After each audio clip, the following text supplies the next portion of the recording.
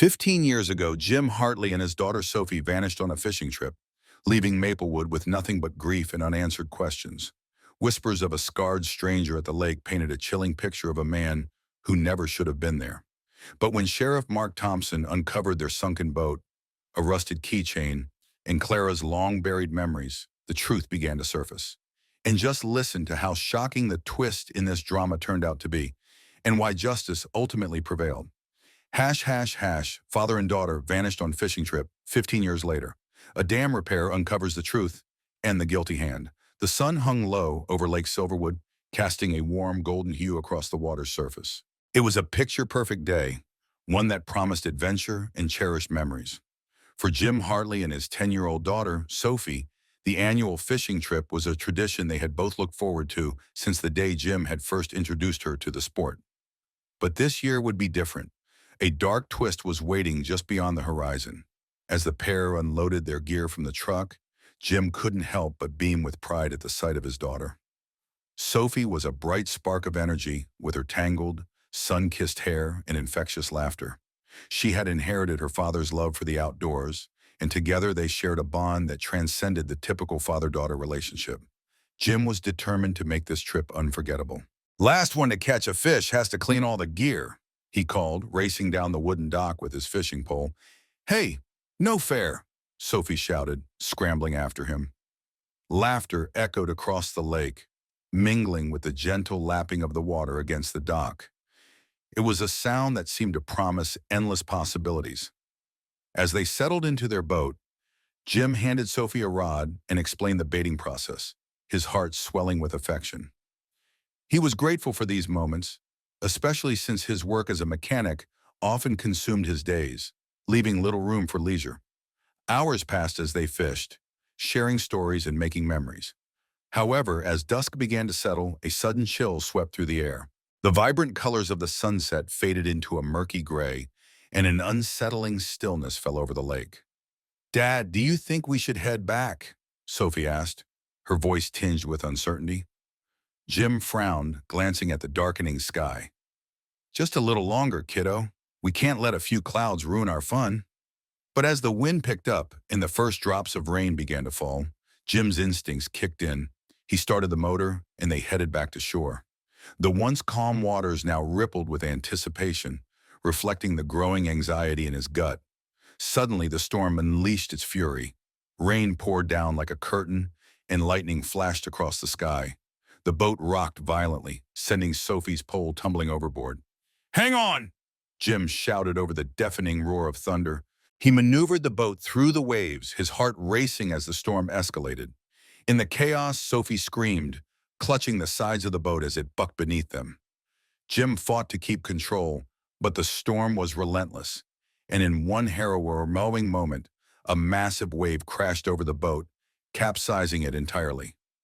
Jim instinctively reached for Sophie, but the force of the water was overwhelming. He felt his daughter slip from his grasp as the lake swallowed them whole. Panic surged through him, and he desperately fought against the current, searching for her amidst the chaos. "Daddy!" Sophie's voice echoed in his mind, but he couldn't find her, and then darkness enveloped him. The small town of Maplewood had long since moved on from the tragedy of that fateful day. Jim Hartley and his daughter were nothing more than whispers in the wind, ghost stories shared around campfires.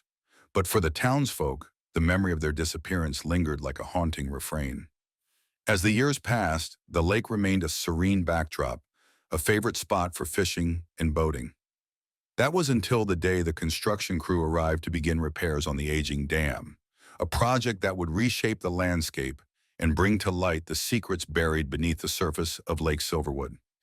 It was a balmy summer afternoon when a series of thunderous explosions echoed across the lake.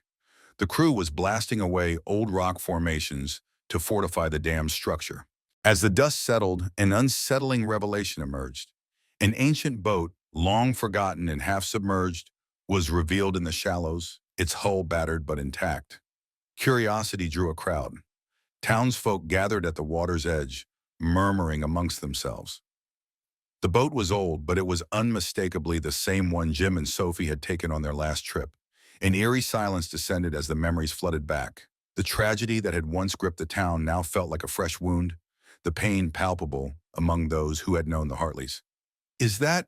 a voice whispered, barely audible. "I can't believe it. They never found them," another voice replied, steeped in disbelief. Amidst the murmurs, one figure stood out. Mark Thompson, the town sheriff. He had been a rookie officer when Jim and Sophie disappeared, and the case had haunted him ever since. Now, with renewed determination, he approached the boat, his heart pounding with a mix of dread and hope. As he leaned closer, he noticed something glinting beneath the water, catching the light in a way that sent a shiver down his spine.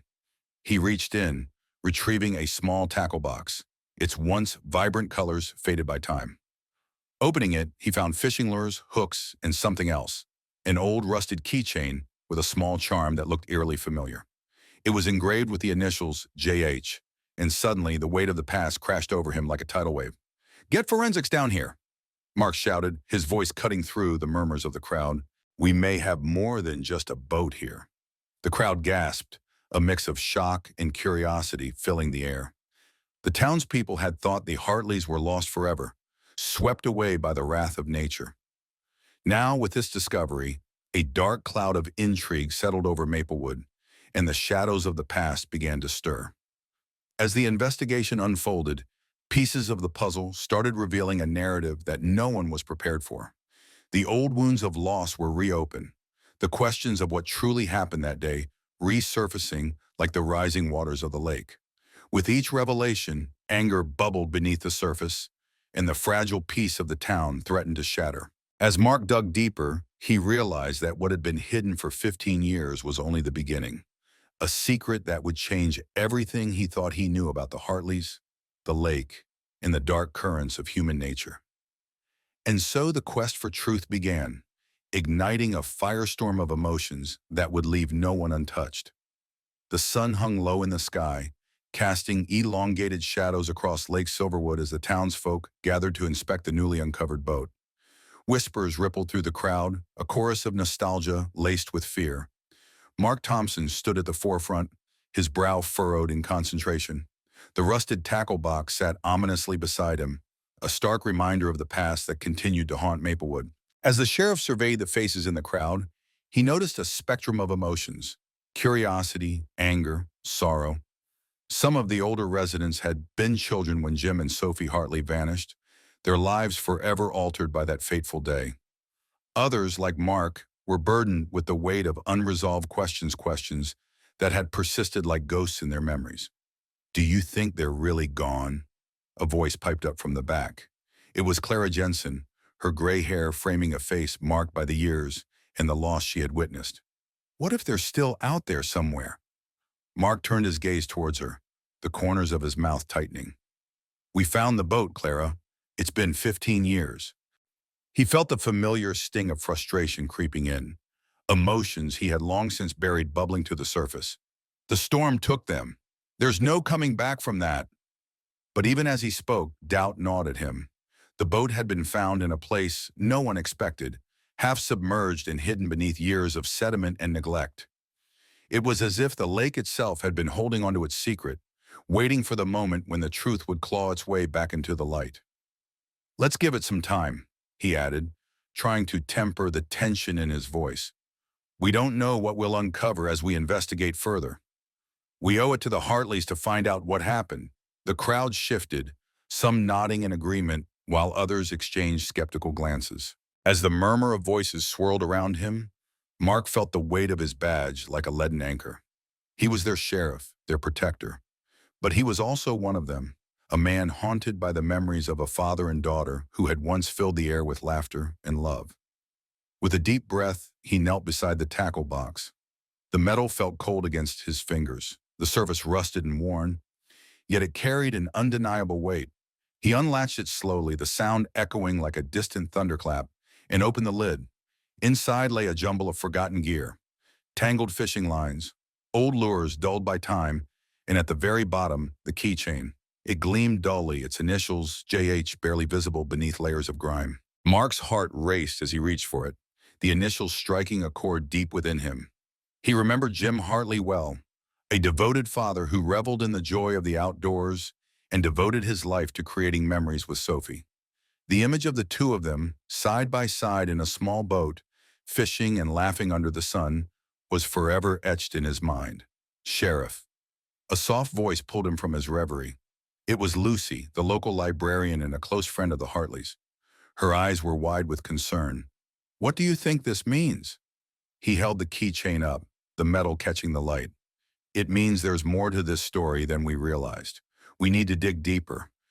He paused, scanning the faces of the townspeople, each one a testament to the loss that had gripped their community. "We owe it to Jim and Sophie to uncover the truth. We can't let the lake keep its secrets any longer." The wind rustled through the trees, carrying with it the scent of pine and the bittersweet memories of summers spent by the water. As he stood, the sun dipped lower, casting a golden hue over Lake Silverwood, transforming the idyllic scene into something more sinister. The lake, once a place of adventure and joy, now felt like a vast abyss, hiding horrors beneath its surface.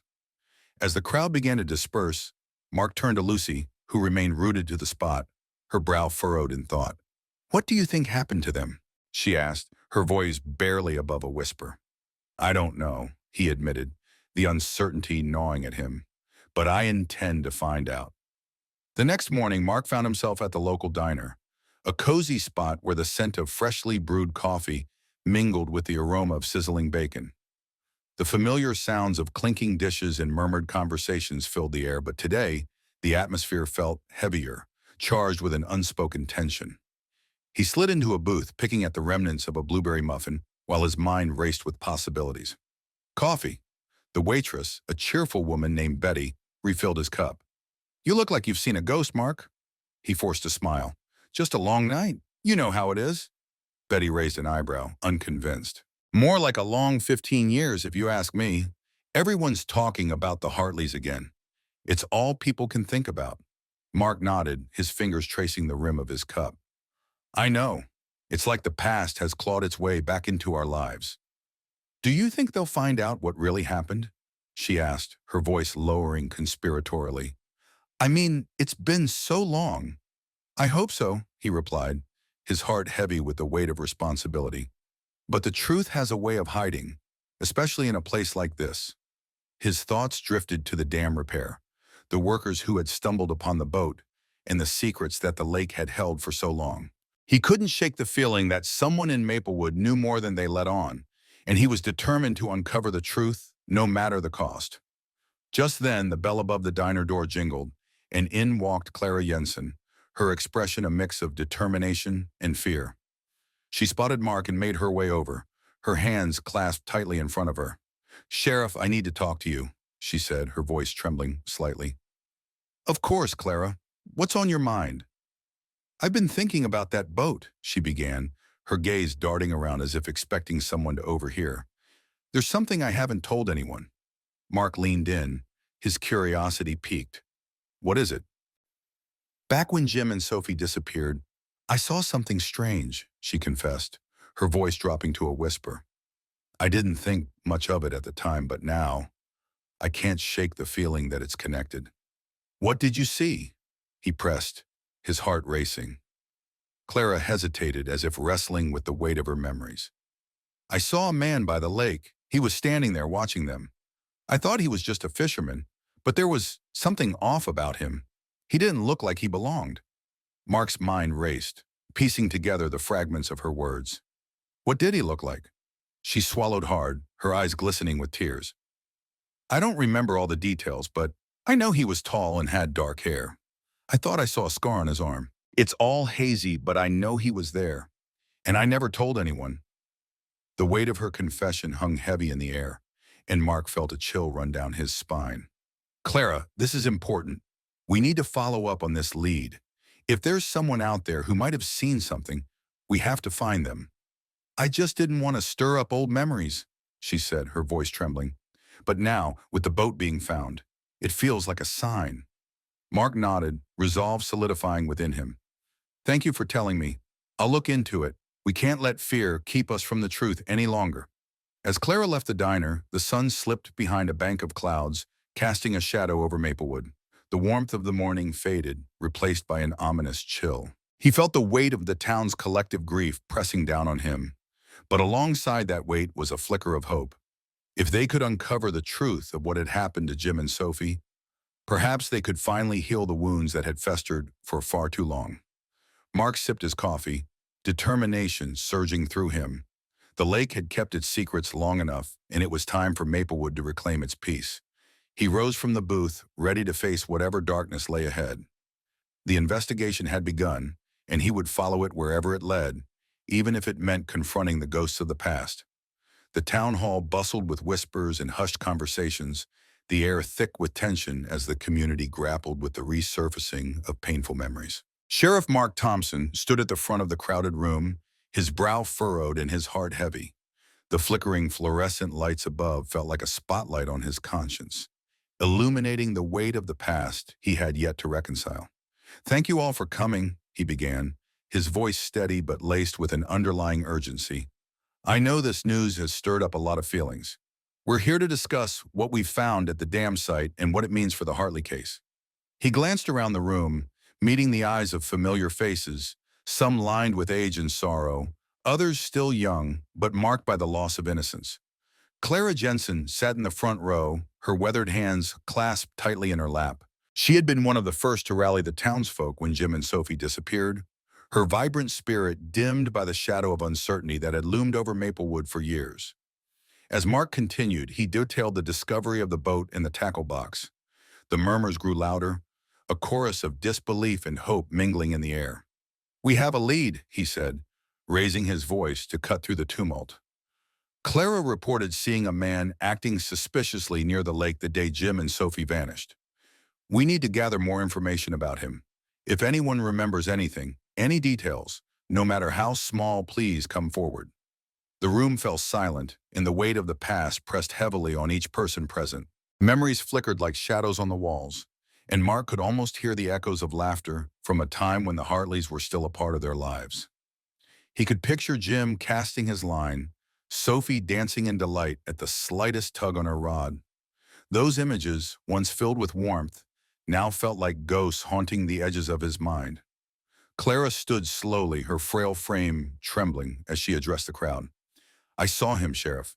He was tall, with dark hair and a scar on his cheek. He looked out of place, like he didn't belong." "Can you remember anything else?" Mark asked, leaning closer, eager to capture every detail. Clara paused, her eyes glazing over as she searched her memory. "He was near the edge of the water, watching the Hartleys. I thought he was just a fisherman like the rest of us. But there was something in his eyes, something unsettling." The townsfolk exchanged glances, a ripple of anxiety coursing through the room. Mark could sense their apprehension, the fear of dredging up old wounds.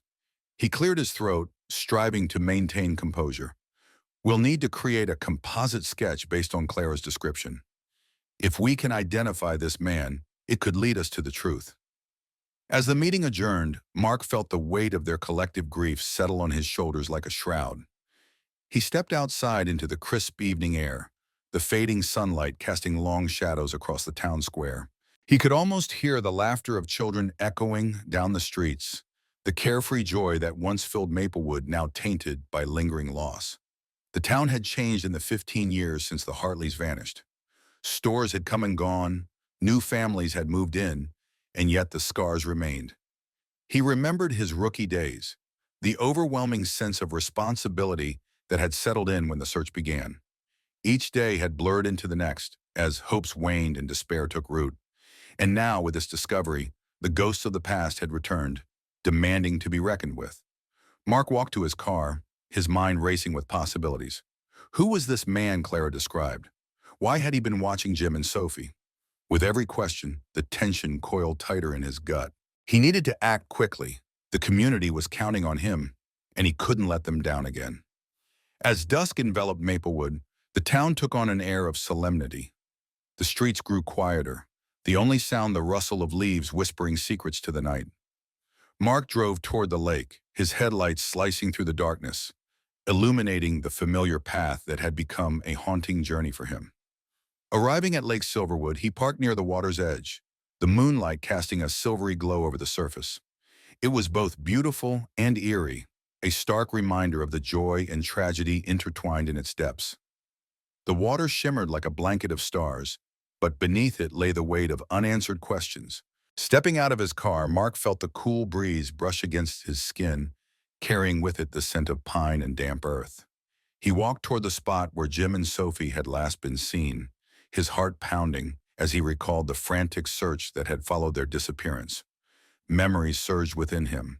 Search parties combing the shores, helicopters slicing through the sky, and the faces of grieving townsfolk painted with despair. Suddenly, he heard a rustling in the underbrush nearby.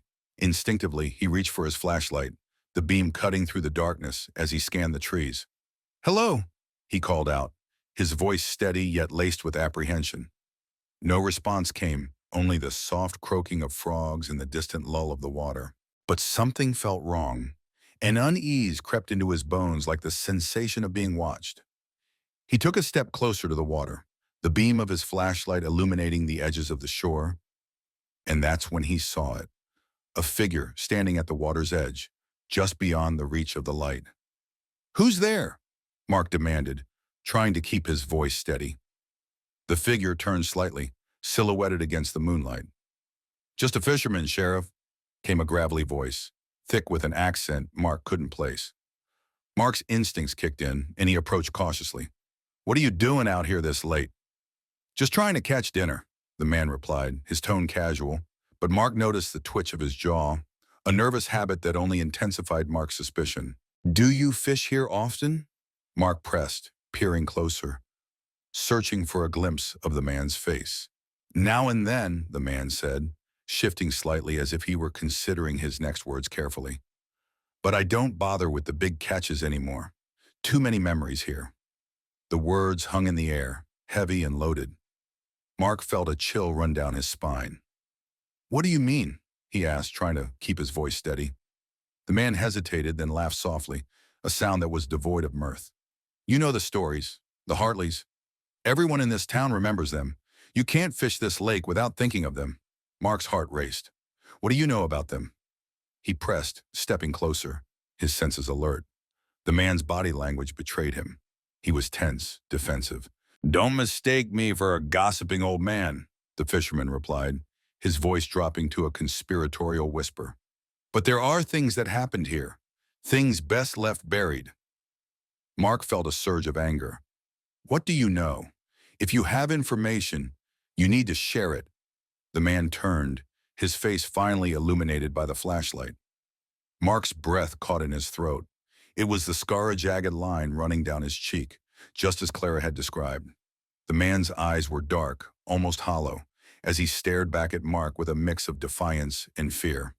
"Just be careful, Sheriff," the fisherman warned, stepping back into the shadows. "Some secrets are worth keeping buried."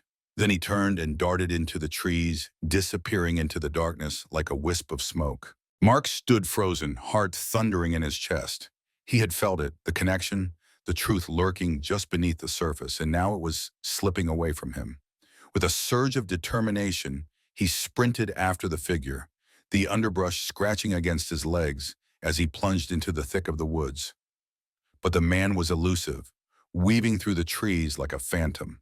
Mark called out, desperation in his voice, but only the night answered him, a chorus of silence that echoed the unresolved past. Breathless, Mark finally halted, leaning against a tree, the bark rough against his palm. He scanned the darkness, frustration boiling within him. He had come so close to uncovering the truth, only to watch it slip through his fingers once more. As he made his way back to his car, the weight of the night pressed down on him like a shroud. The lake shimmered behind him, a deceptive beauty hiding its secrets deep below. He knew without a doubt that the answers he sought lay buried in the heart of that water, a truth that had haunted Maplewood for 15 long years. The investigation had only just begun, but with each step he took, Mark felt the weight of his responsibility grow heavier. He would find the answers, no matter how deep he had to go.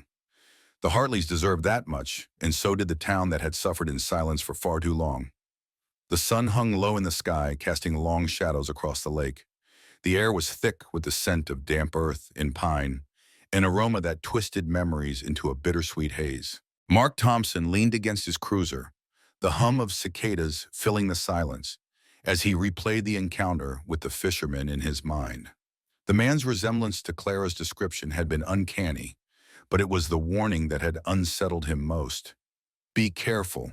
Those words echoed ominously, like the distant rumble of thunder that had once heralded the storm on that fateful day. He looked out over Lake Silverwood, its waters shimmering like a blanket of diamonds, deceptively tranquil. It was hard to reconcile the present beauty with the darkness that had unfolded 15 years ago. The boat, now resting in the mud, felt like a ghost of the past, whispering secrets only the lake could understand. Mark's heart raced as he recalled the faces of Jim and Sophie Hartley, frozen in the photographs that had adorned the town hall since their disappearance. Their smiles had been radiant, full of life, and it felt wrong to see them reduced to a mystery. With a determined sigh, Mark pushed away from his vehicle and took a step toward the water's edge. The faint sounds of laughter from a nearby family fishing brought him back to the present moment, a stark contrast to the somber weight in his chest. There, amidst the memories, he could almost hear Sophie's exuberant giggles as she tugged at her father's sleeve, urging him to cast the line one more time. A pang of regret twisted in his gut, and he knew he couldn't let the past remain buried any longer. Mark turned toward the small town of Maplewood, its streets lined with familiar faces that had weathered the years alongside the grief of the Hartleys' disappearance. He had been a rookie then, with starry eyes and a heart full of ambition, eager to protect his community. But the case had left its mark, a scar that had only deepened with time. Stepping into the sheriff's office felt like stepping into a time capsule, the air thick with the weight of unresolved questions. "Sheriff," called a voice from behind his desk. It was Deputy Sarah Collins, a bright-eyed newcomer with a determination that reminded Mark of himself. "You'll want to see this." She held up a file, the corners slightly worn, and he felt his pulse quicken. "What have you got?" he asked, leaning closer. His curiosity piqued. "It's a report from the fishing tournament committee. They dug up some old records after the boat was found. Apparently there were several entries from the day Jim and Sophie disappeared, and one of them stood out." She flipped open the file, revealing a faded photograph of a man, his face obscured by a wide-brimmed hat. "This guy entered the tournament under the name Mike Rivers." Mark studied the photograph, his heart racing. And he's never been seen since that day," Sarah replied, her brow furrowed in concentration. "No fishing license, no follow-up reports. Just gone." "Sounds too coincidental," Mark murmured, his mind racing. "What's the history on this Rivers?" "Not much. Just that he was a loner, didn't mingle much with the locals. But," she hesitated, searching for the right words, "his description is similar to the fisherman you encountered." "Damn it," Mark muttered, running a hand through his hair. The threads of the investigation were beginning to weave together, forming a tapestry of intrigue and danger. "We need to find out more about this Mike Rivers. Let's see if we can dig up anything about his background."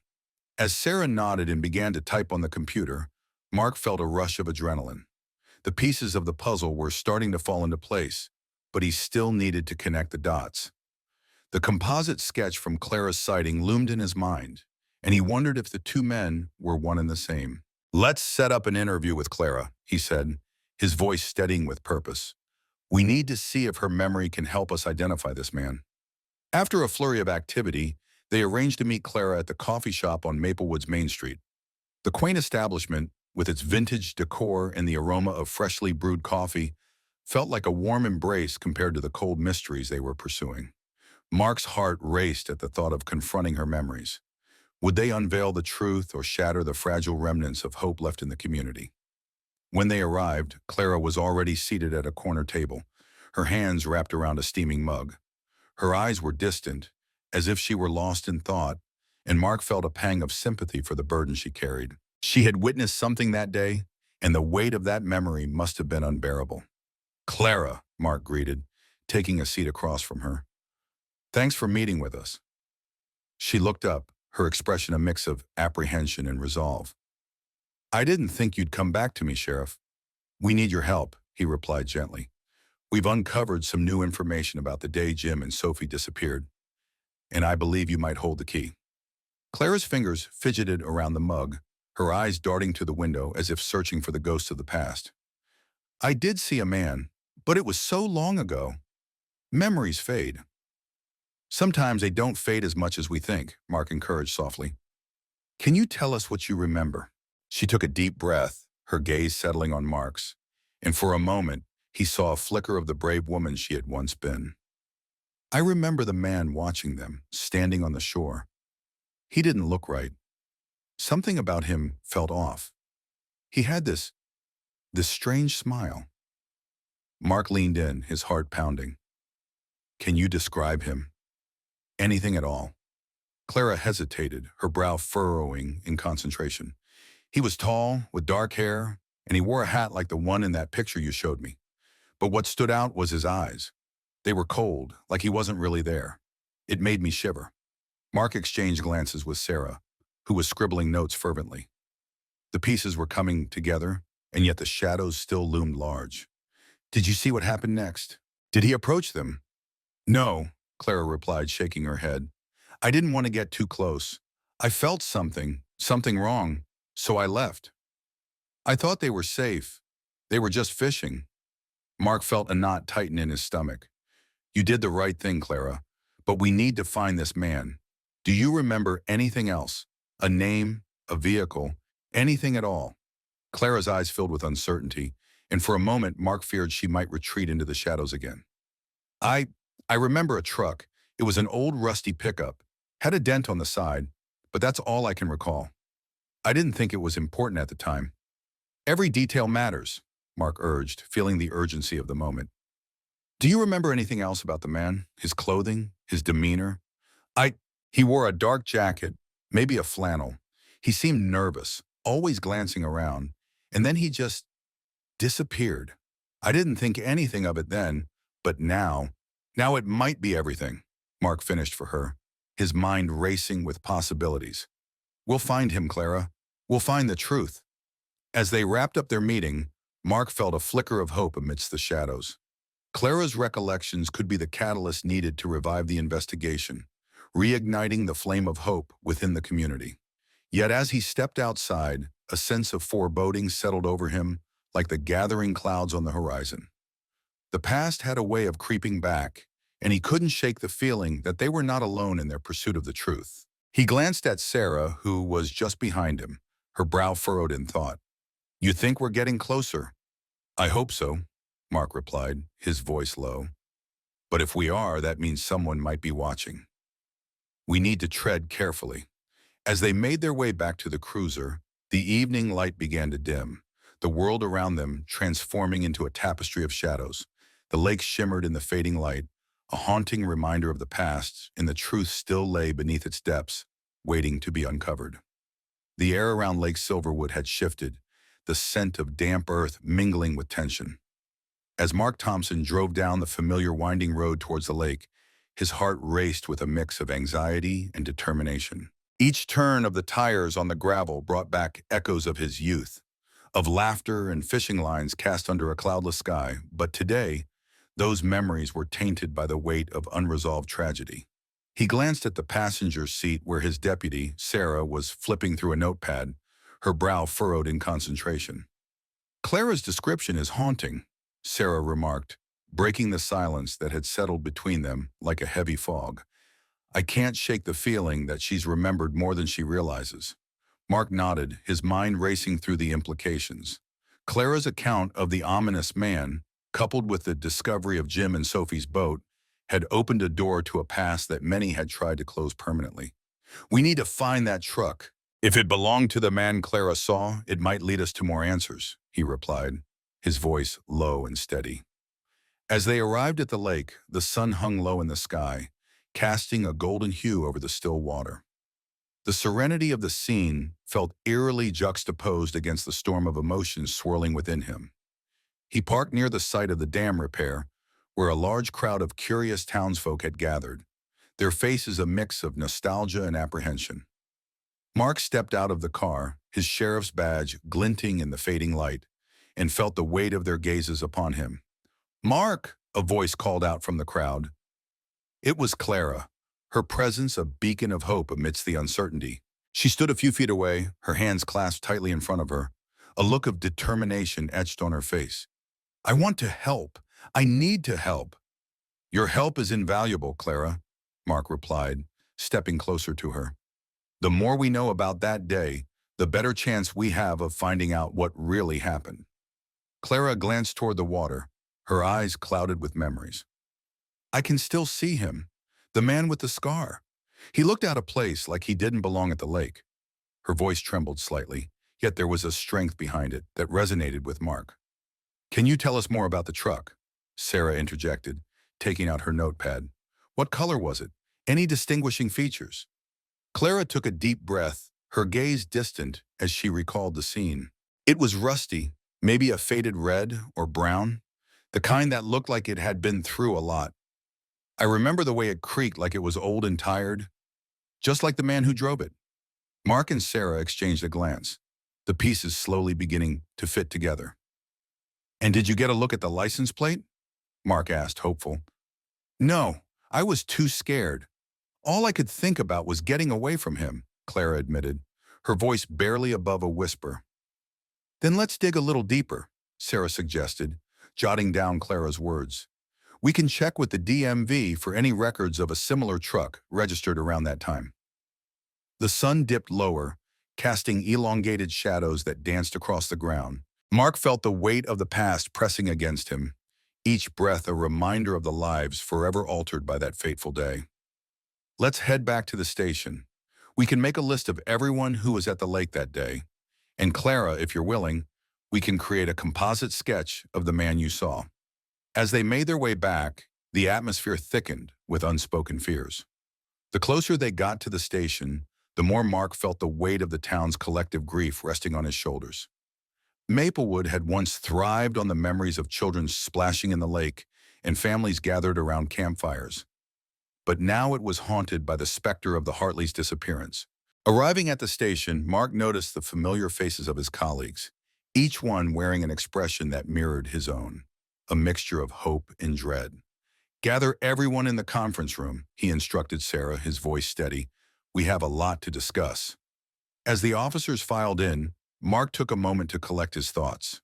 The room buzzed with quiet murmurs, punctuated by the shuffle of papers and the rustling of chairs. He could feel the weight of their expectations, the desire for closure and clarity after so many years of uncertainty. Thank you all for coming, Mark said, his gaze sweeping the room. As you know, we've reopened the investigation into the disappearance of Jim and Sophie Hartley. Recent developments have shed new light on the case, and we need to work together to piece together what happened 15 years ago. He glanced at Clara, who stood at the back of the room, her presence a reminder of the stakes involved. Clara Jensen has provided a description of a suspicious man seen near the lake on the day of their disappearance. We believe this might lead us to new evidence. The room fell silent, the weight of that statement pressing down on everyone. We need to compile a list of all vehicles reported in the area that day, particularly any old or rusty trucks.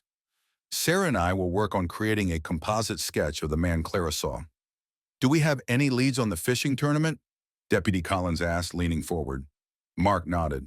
We've discovered a name Mike Rivers. He was registered for the tournament, but vanished the same day as the Hartleys. We need to find out more about him and see if there's a connection. The officers exchanged glances, a murmur of intrigue rippling through the room. Mark felt a surge of urgency as he continued. We need to reach out to anyone who might have seen him or who was at the lake that day.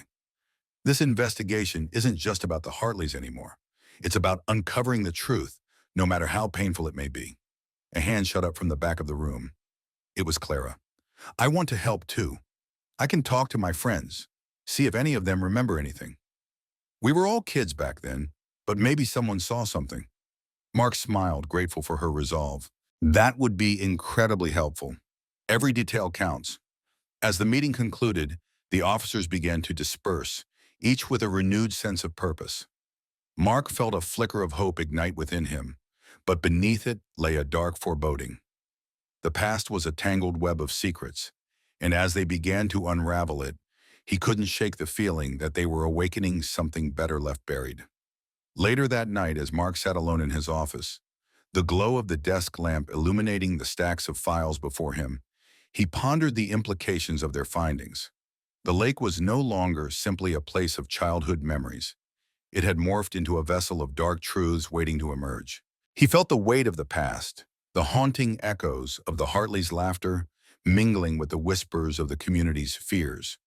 Just as he was about to close the file on Mike Rivers, a knock at the door pulled him from his reverie. He looked up to see Sarah standing in the doorway, her expression serious. "I just got off the phone with the DMV. We found a truck that matches Clara's description. It was registered to a Mike Rivers. He had a history of run-ins with the law." Mark felt a chill run down his spine. "We need to follow this lead immediately. If he's connected to the Hartleys, we might finally uncover the truth." As they prepared to dive deeper into the investigation, the weight of the past loomed larger than ever, promising to reveal secrets that could change everything. The lake, with its calm surface and hidden depths, remained a silent witness to the tragedy, its waters whispering tales of the lives it had claimed and the truths it had concealed. In that moment, Mark understood. The journey to uncover the truth had only just begun, and the heart of Maplewood would soon face its darkest revelations. The morning sun stretched over Maplewood, casting a golden glow on the lake that had once been the site of laughter and joy. Now the reflection of the water felt like a mirror to the past, shimmering with secrets that had been submerged far too long. Sheriff Mark Thompson stood at the edge of Lake Silverwood, his silhouette etched against the brilliance of dawn, lost in thought. The echoes of Clara Jensen's recollections reverberated in his mind. A man with a scar, a truck that bore the weight of more than just its steel frame, and a day that had changed everything. "Sheriff," Sarah called from behind him, her voice cutting through the stillness. Mark turned, his brow furrowing as he noted the urgency in her tone. She approached, carrying a file that looked like it had been through a storm of its own. "What have you got?" he asked, a mix of anticipation and dread coiling in his stomach. "We got a hit on that truck we traced back to Mike Rivers," Sarah said, flipping the file open to reveal several documents. "It was registered to him, but there's more. He had an extensive record: drugs, petty theft, and a few counts of assault. It seems he had a penchant for trouble." Mark frowned, the weight of the file heavy in his hands. "And now he's vanished." "Exactly. The last known address we found for him is just outside of town. We need to check it out." As they walked toward the car, Mark's mind flickered back to the last time he had seen Jim and Sophie. The joy in Sophie's laughter, the pride in Jim's eyes as he taught her how to cast a line. It felt like a lifetime ago, yet the memories were as vivid as the morning sun. The drive to the outskirts of Maplewood was quiet, the hum of the engine a steady reminder of their purpose. The trees lining the road stood tall and silent, their shadows stretching across the pavement like the unresolved past that loomed over the town. When they arrived at the dilapidated house that had once belonged to Mike Rivers, the air felt charged, thick with an unsettling energy. The structure sagged under the weight of neglect, its peeling paint and broken windows echoing the decay of hope that had enveloped the community since the Hartleys' disappearance. Mark stepped forward, the crunch of gravel beneath his boots breaking the silence. Sarah followed closely, her eyes scanning the surroundings for any sign of life. "Let's be careful," Mark cautioned, glancing at her. "We don't know what we might find here." They approached the front door, its hinges rusted and reluctant. Mark pushed it open, the creak reverberating like a ghostly wail through the empty rooms. Dust motes danced in the slanted light filtering through the grime-covered windows, and a musty smell filled the air, a testament to years of abandonment. "Looks like he left in a hurry," Sarah noted, gesturing toward scattered belongings strewn about: clothes piled in a corner, unopened mail on the kitchen counter, and a half-empty bottle of whiskey on the table. Mark moved deeper into the house, the floorboards creaking beneath his weight as if protesting his intrusion. He opened a door that led to a small bedroom, its contents revealing a glimpse into Rivers's troubled life. Posters of fishing tournaments adorned the walls, but the smile of the fishers seemed to mock the darkness that lurked within. "Sheriff, you might want to see this," Sarah called from the living room. He hurried back, finding her standing over a tattered notebook. The pages were filled with hurried scrawls, but one entry stood out. It was dated the day before the Hartleys vanished. "Lake Silverwood, perfect day for a catch. Might see some old friends," Sarah read aloud, her voice tinged with disbelief. Who were these friends? Mark's heart raced. And what did he mean by catch? The implications were heavy, sinking like stones in his gut. They continued searching the house, but found little else of significance. As they stepped back outside, the sun had shifted, casting longer shadows across the ground, a reminder of the encroaching darkness that seemed to seep into every corner of their investigation. "Should we contact the family?" Sarah asked, her expression serious. "Let them know we're following a lead." Mark hesitated, weighing the potential for hope against the risk of reopening old wounds. "Let's hold off for now. We need to gather more evidence first. We don't want to give them false hope." As they drove back to town, the weight of the day pressed heavily on Mark's shoulders. The lake, once a place of joy, now loomed ominously in his mind, a silent sentinel holding secrets that might never be revealed. Back at the station, Mark sat at his desk, the notebook open before him. He studied the hurried entries, searching for any clues that might connect Rivers to the Hartleys' disappearance. The clock ticked steadily, each second a reminder of the time that had slipped away, leaving nothing but shadows behind. "Sheriff," a voice broke through his concentration. It was Clara Jensen, her expression hesitant but determined. "I heard you were looking into the Hartleys' case again." Mark looked up, surprised to see her standing there, a hint of vulnerability in her posture. "Clara, I didn't expect to see you here." "I wanted to help," she said, her voice steadier than her hands. "I remember that day vividly. I can't shake the feeling that I saw something important, something I didn't realize until now." "Tell me," he urged, leaning forward, the urgency of her words igniting a spark of hope within him. She stepped closer, her eyes brimming with unshed tears. "The man I saw, he wasn't just suspicious, he was watching them. I thought he was just another fisherman at first, but there was something about the way he looked at Jim and Sophie. It felt wrong. I thought he was just being protective of his fishing spot, but now—" Her voice faltered, the weight of regret pressing down on her. Mark felt a chill creep up his spine. What did he look like? Clara took a deep breath, steadying herself. "He had dark hair and that scar. I remember it vividly. It ran down his cheek, but he wasn't just watching them. He was watching me too, like he knew I'd seen him." Mark's heart raced. "Do you remember anything else? A vehicle? A name?" "No, just that feeling," Clara said, her voice trembling. "A feeling of dread." The silence between them filled with unspoken fears, the shadows growing longer as the day turned to dusk. Mark felt the weight of the past pressing down on him, the need to protect his town, to protect the memory of Jim and Sophie, becoming an all-consuming fire. "Thank you, Clara," he said softly, the resolve solidifying within him. "We'll get to the bottom of this, I promise." As she left, Mark turned back to the notebook, the pages flickering like the shadows of memory. He needed to find Mike Rivers, and he needed to find him fast. The lake held its breath, the darkness beneath its surface waiting, watching. With each passing moment, the truth felt closer, yet more elusive than ever.